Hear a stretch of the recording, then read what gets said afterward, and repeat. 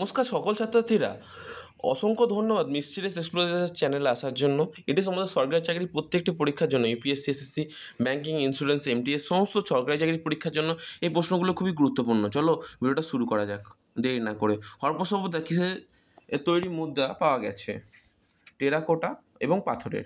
হরপ্পা সভ্যতা চাকা যুক্ত গাড়ির প্রথম কোথায় পাওয়া যায়? চন্দ্রহরাতে। সর্বপ্রথম ভিন্ন ধাতু মিশ্রণে তৈরি ধাতু কী ছিল? ব্রোঞ্জ, তামা প্লাস টিন। বৈদিক সভ্যতায় গৃহপতি কারা ছিলেন? পরিবারের কর্তা। বৌদ্ধ ধর্মে পঞ্চশীল কি? হত্যা না করা, চুরি না করা, অসততা পরিত্যাগ, মদ্যপান পরিত্যাগ, বিভ্রচার না করা। প্রথম বৌদ্ধ সভা কোথায় বসেছিল? রাজগৃহে।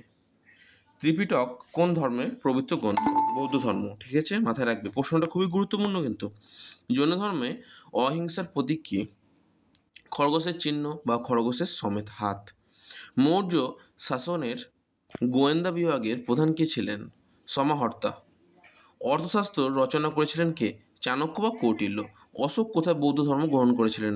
কলিঙ্গ যুদ্ধের পর। কখন? ঠিক আছে। দ্বিতীয় বৌদ্ধ সভা কোথায় অনুষ্ঠিত হয়েছিল? বৈশালীতে। গিরিরাজ শিরোমণি কাকে বলা হয়? হিমালয়কে। চন্দ্রগুপ্ত মৌর্য কোন রাজ্যের রাজা ছিলেন? মৌর্য সাম্রাজ্যে বা রাজধানী পাটলিপুত্র। গুপ্তযুগে বিখ্যাত কবি কালিদাসের রচিত একটি নাটক হচ্ছে অভিজ্ঞানম শকুন্তলম। খুবই গুরুত্বপূর্ণ প্রশ্ন। মধ্যযুগ থেকে প্রশ্ন। দিল্লির সুলতানের প্রতিষ্ঠা কে ছিলেন? কুতুবউদ্দিন আইবক। কুতুব মিনার কে শুরু করেছিলেন? কুতুবউদ্দিন আইবক। খাজা মিহিউদ্দিন চিশতি কোন স্থানে প্রণয়ন করা হয়? আজমির, রাজস্থান। আলাউদ্দিন খলজি কোন কর চালু করেছিলেন? ঘড়ি বা চাহার। তুগলক বংশের প্রতিষ্ঠাতা কে ছিলেন? গিয়াসউদ্দিন তুগলক। তুগলক বংশে কোন সুলতান দৌলতাবাদে রাজধানী রাজস্থান স্থানান্তর করেছিলেন? মোহাম্মদ বিন তুগলক। লোদি বংশের শেষ শাসক কে ছিলেন? ইব্রাহিম লোদি। বাবরনামা কোন ভাষায় লেখা? তুর্কি। হুমায়ুননামা রচনা করেন কে? গুল বদন বেগম। আকবরের রাজস্ব মন্ত্রী কে ছিলেন? রাজা টোডরমল। জাহাঙ্গীরের স্ত্রী নূরজাহানের আসল নাম কী ছিল? মেহেরুন্নিসা।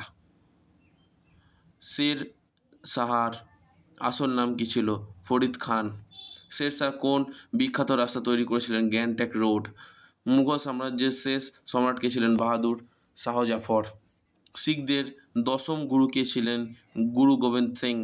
এর পরটা খুবই গুরুত্বপূর্ণ প্রশ্ন, মাথায় রাখবে। শিখ হোক, মারাঠা হোক, যাই হোক, এটা কিন্তু হিন্দু ধর্মের।